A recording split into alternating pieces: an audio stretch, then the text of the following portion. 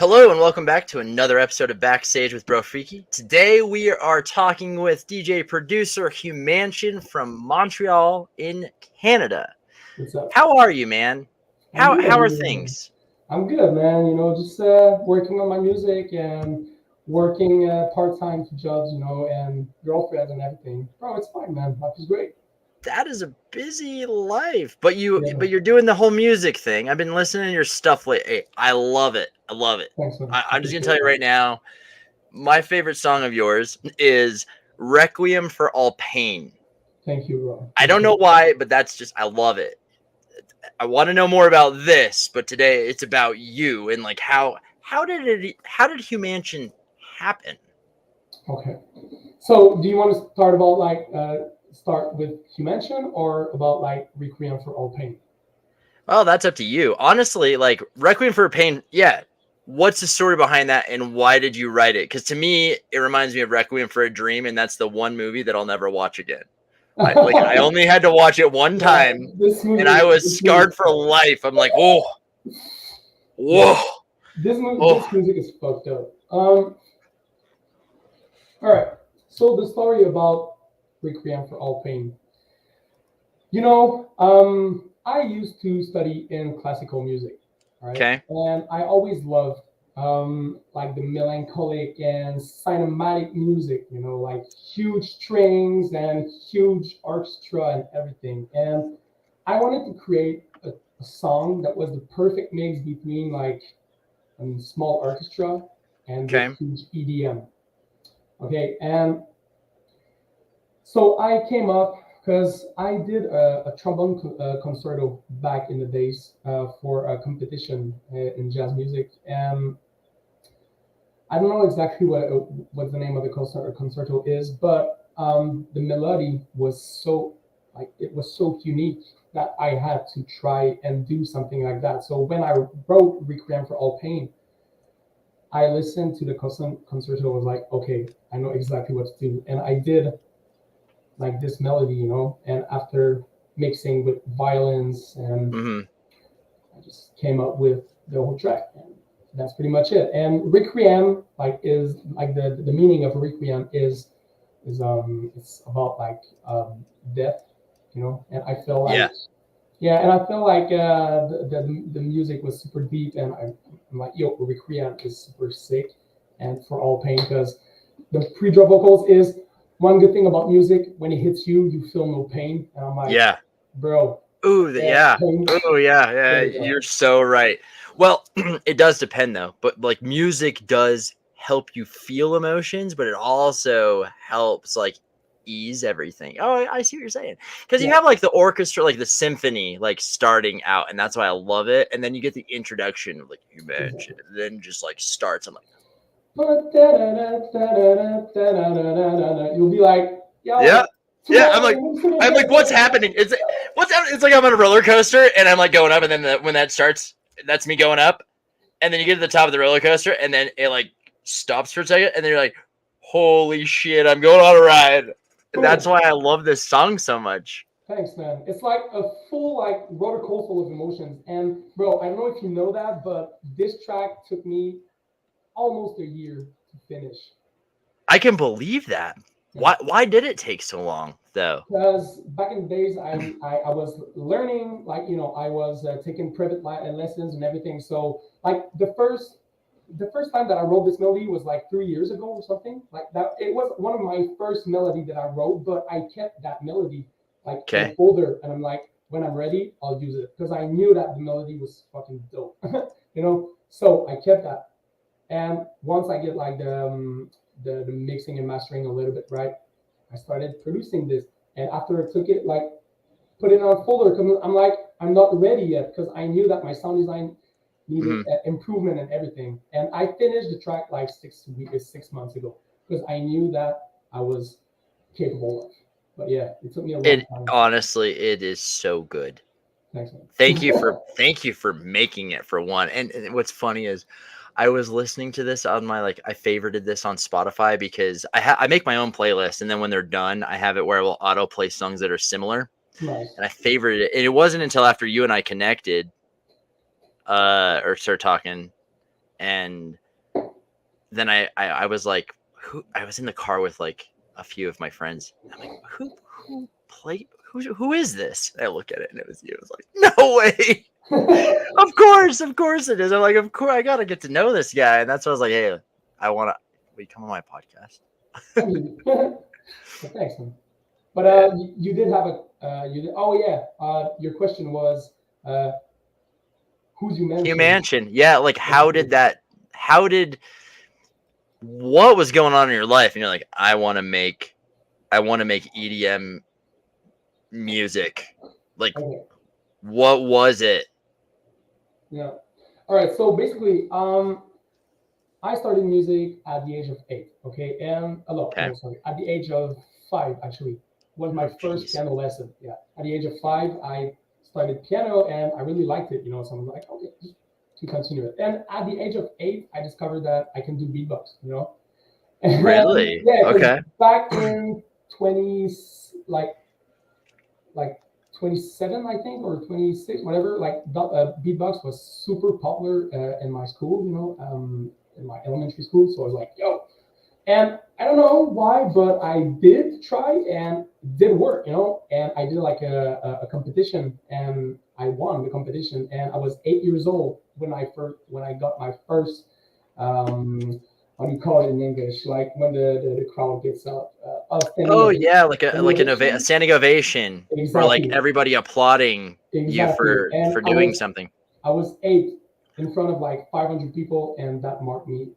And I was like, Dang. okay. Yeah, because you're being praised for doing something. That's big. Okay, that's when you felt like appreciated and acknowledged. Exactly, and that's what, like, since then I was like, I know that I want to make music for life. So Yeah. I took lesson in trombone. I went to like intensive jazz programs and everything. Like, my parents really helped me with my Like evolution. direction type thing. Exactly, exactly. Okay, you're like, hey, I But want to play an instrument, and they're like, okay, let's figure exactly. this out. So Okay, they cool. helped me a lot. But at the age of like 17 and 18, I knew that trombone wasn't the thing I wanted to do, but I knew that I Okay. wanted to make music. So I went to my first rave, and it was Slushy playing.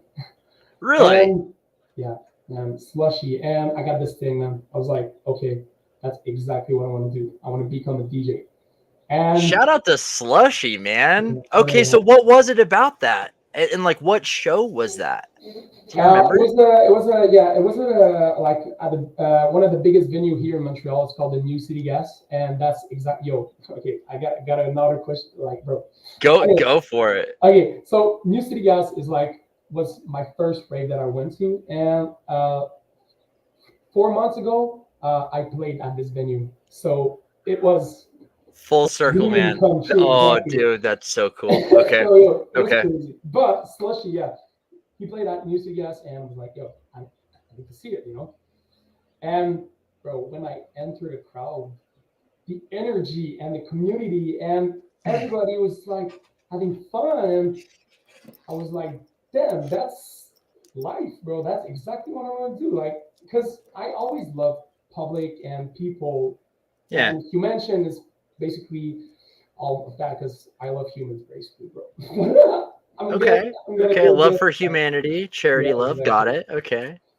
So anyway, I always love people, and when I went to those festivals or like those shows, I'm like, it's not, bro. We're another human, like another dimension. We're another like planet. So yeah, and classical music and jazz music is really good. I really like it. I have a lot of respect for professional musician who does it because it's Yeah. it's really hard to make it.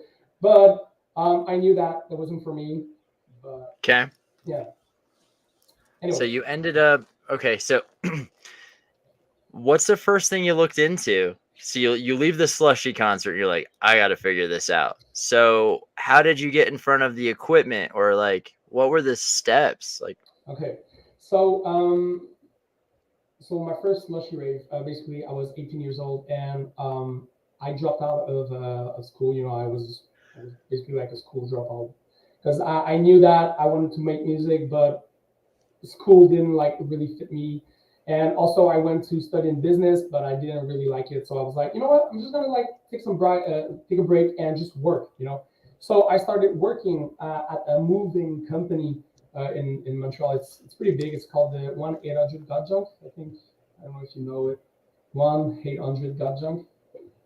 I don't know. It's, Okay. it's like a recycle company. It's like international actually. And I started working at this company, and I was making a lot of money, bro. I was like 18 years old. I was living with my parents, and bro, I was just like having but I was young, so I was like raving, and I was spending all my money and everything. But at that time, I was like really spontaneous with my expenses. So after my first show, Okay. after my first show, I discovered that okay, so to become a DJ, you need to be like a producer. So I bought FL Studio because I just listened to like I don't know, like credit lessons or like tutorial on how to become a producer. Like as like everybody like okay, how can I be a DJ producer? So give me a list. Yeah, okay, yeah, you need a DAW, you need Yeah. monitors, you need headphones and everything. Bro, I had the money, so I dropped like 4K or 5K to buy everything.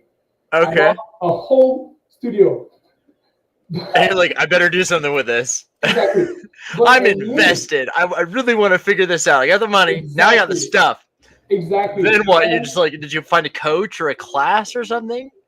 yeah, that's later. But the thing is, back in the days, like when I bought it, I was like, yeah, I know it's gonna be useful someday. But for 2 years straight, my equipment was in my wardrobe, like it was still in boxes. I was just like I knew that this wasn't my time yet. I had to make to live experience and meet people and everything. So for 2 years, Yeah.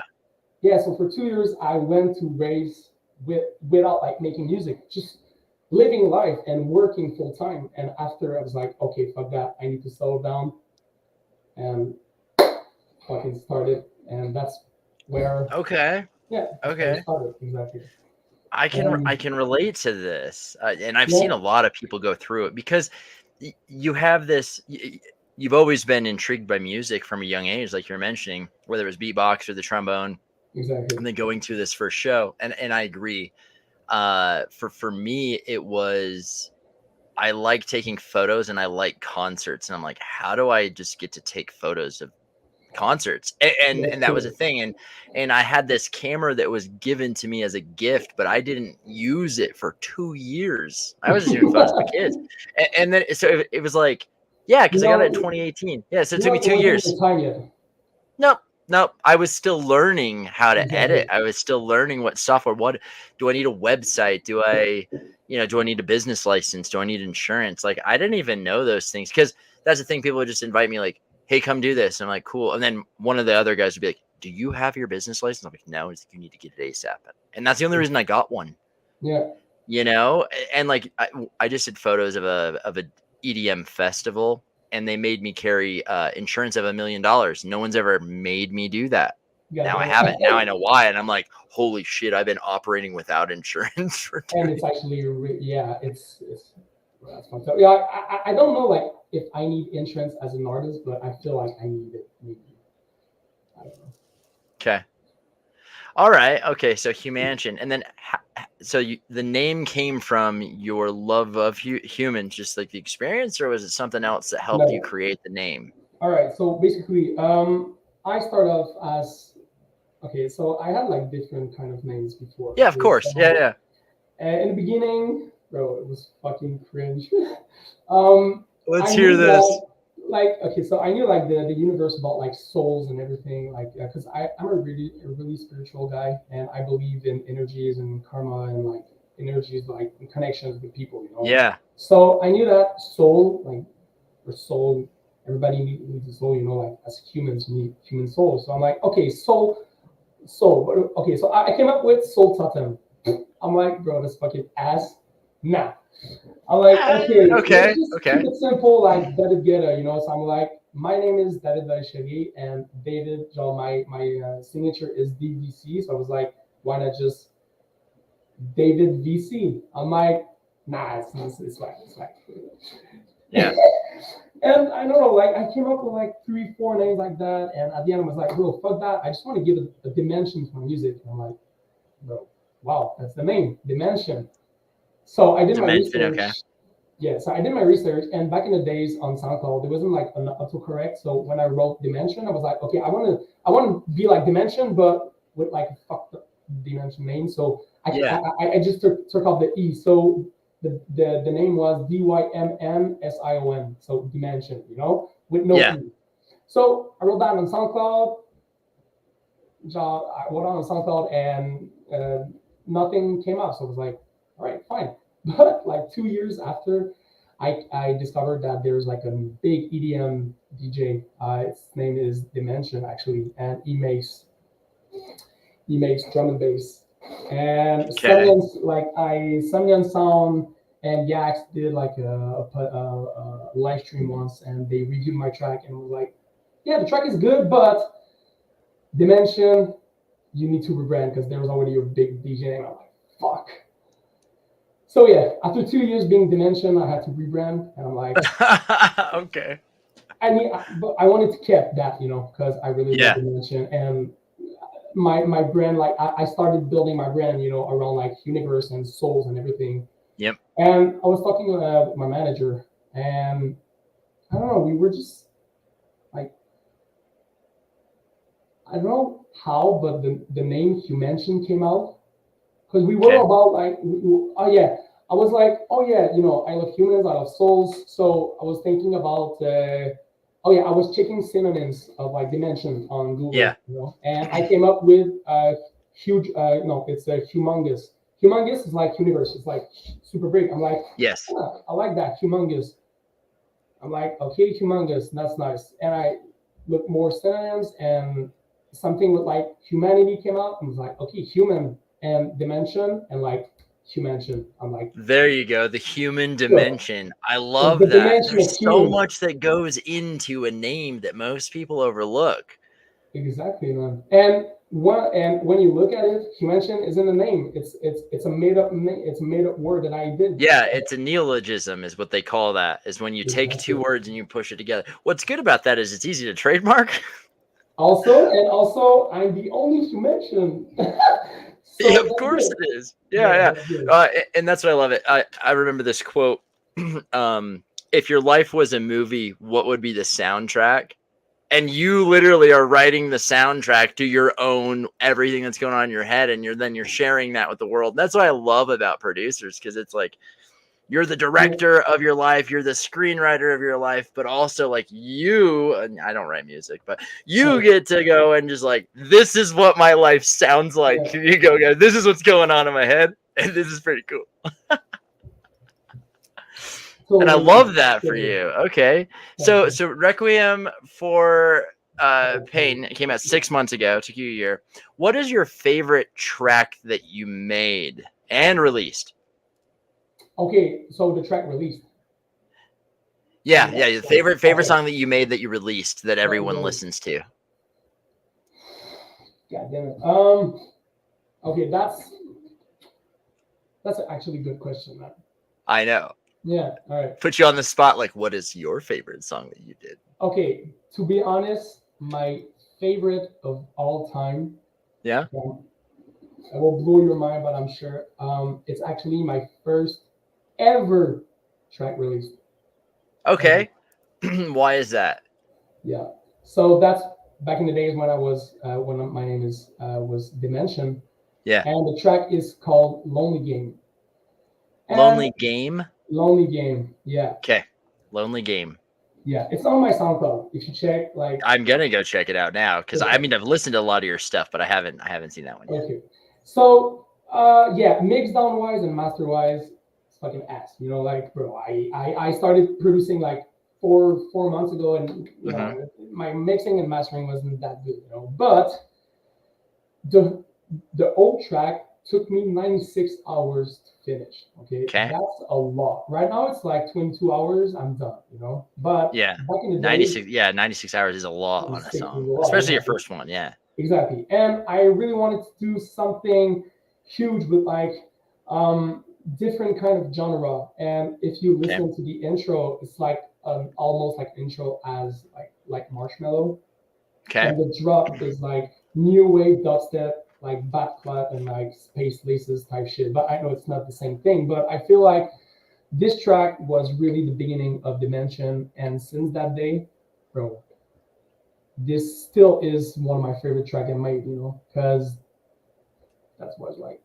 I mean, honestly, even just listening to the story, you were proud of yourself. Oh, That's a big thing for people they don't realize. Like, I mean, when's the last time somebody asked you this question? When were you first or when were you last proud of yourself? It doesn't happen very often, does it? nah, But people will tell you that they are proud of you, but when do you? So that's what this song means to you, is what it sounds like, is that's when you're like, fuck, I did it.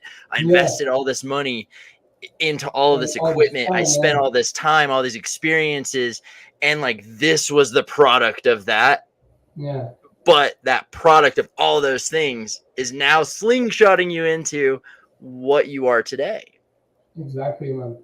And but exactly, bro. It's just that this track meant so much to me, but also like just melody and sound design wise, Yeah. it's actually really cool. But if we talk about like a new track that I made, like my newest track, Yeah, let's talk about right now. Like, what is your most popular song as Humansion right now? okay, so there's like two songs. First of all, on Spotify is No Choice.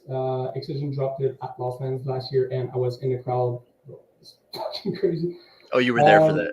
yeah, I was there, man, and Oh, hell. bro, Oh, that would be so I'm cool. like, Okay. that's my song, bro.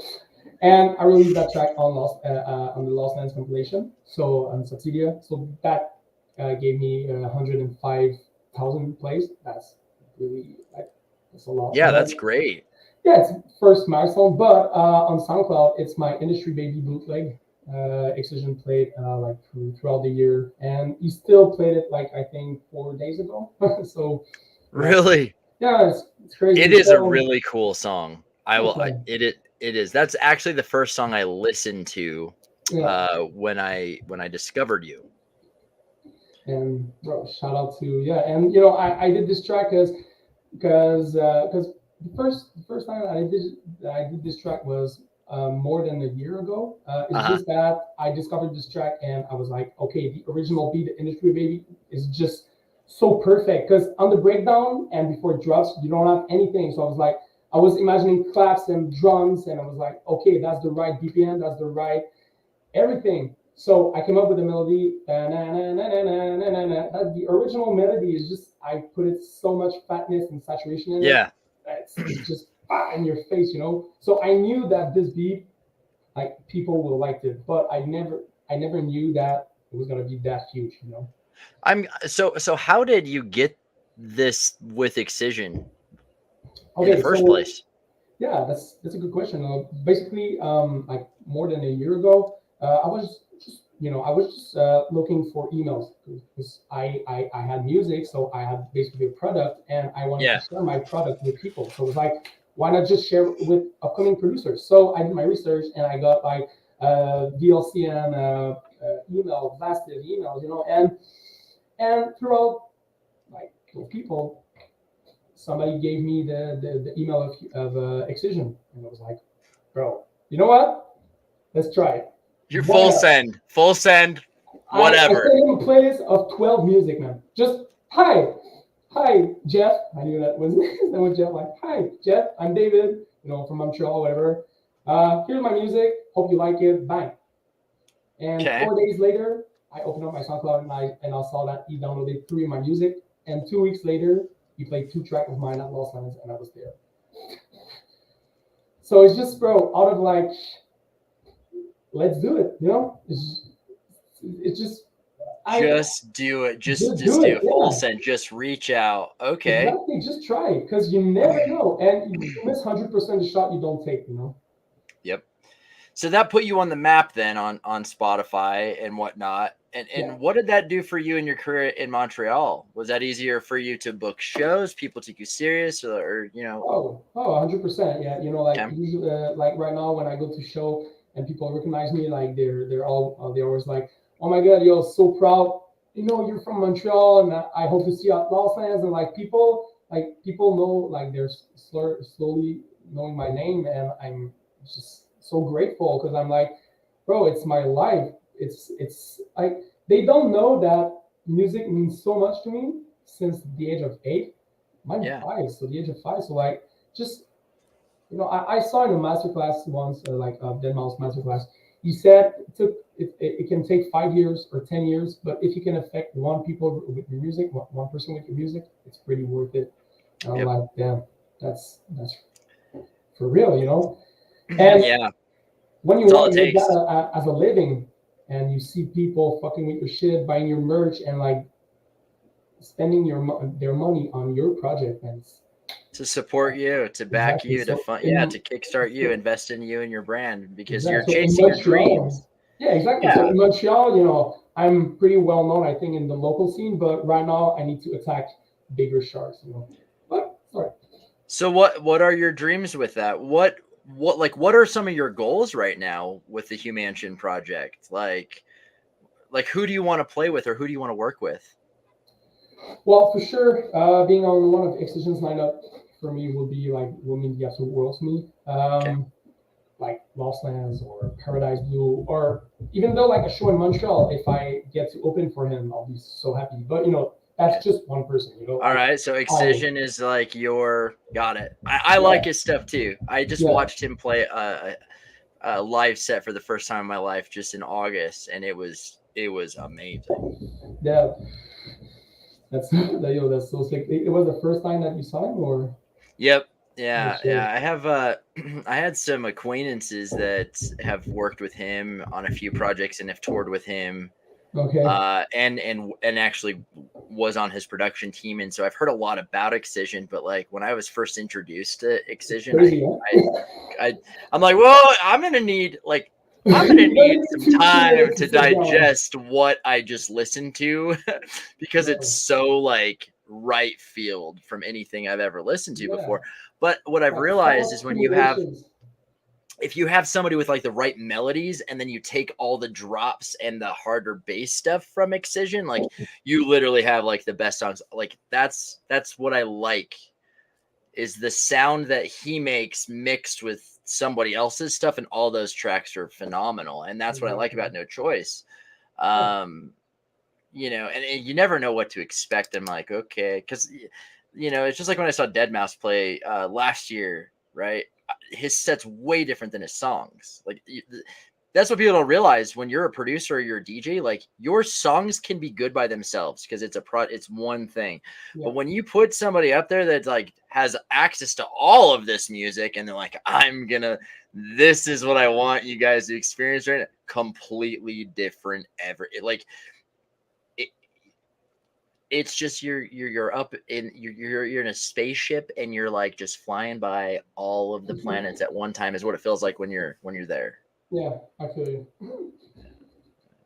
What's your favorite part about writing music or like producing a song? Like what's your favorite part? I think like the satisfaction of being able to apply what you're thinking to a dog. Right? Okay, so being able to hear your thoughts. Exactly. Okay, Yeah. that's cool. Okay. Yeah. Because a lot of people, when they start producing, like at first, they're like, I know what I want to do, but I don't know how to do it. And since to this day, when I try to do something, sometimes something else came out of it, and that's fine. That's the process of producing, and that's really dope because you can just like tweak a knob and change your whole vibe. So you never know the possibilities. But I feel like satisfaction, like of them, I did it, man.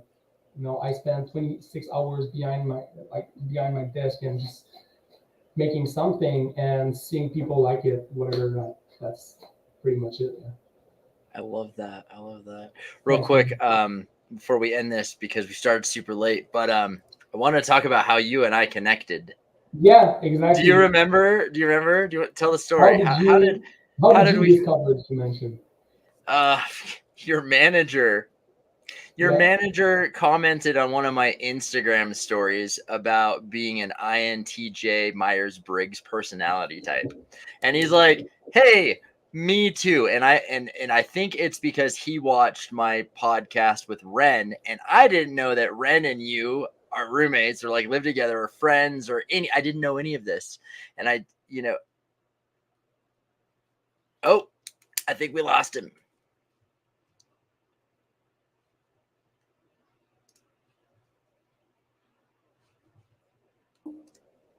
There we go. I lost you. Whoa, what the fuck? What It's happened? okay. Oh, it's a timer kick because of the 5 o'clock show, right?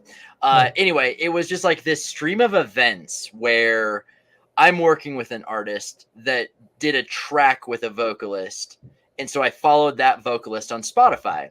Okay. And then like 2 weeks later, I opened Spotify and I got a notification like, "Oh, this person just released this new track," and that was Ren through Affiliate Records because I follow Affiliate Records and I was following the vocalist. And so Spotify said, "Hey, follow this." And I'm like, well, this is a no-brainer. So I posted Ren on my Instagram because I like the song. I'm like, go check out this song. Tagged Ren, tagged everybody. Ren writes me, "Thank you so much for doing that." And I'm like, okay, right. And then Nicholas saw that. Nicholas commented and said, "I do this."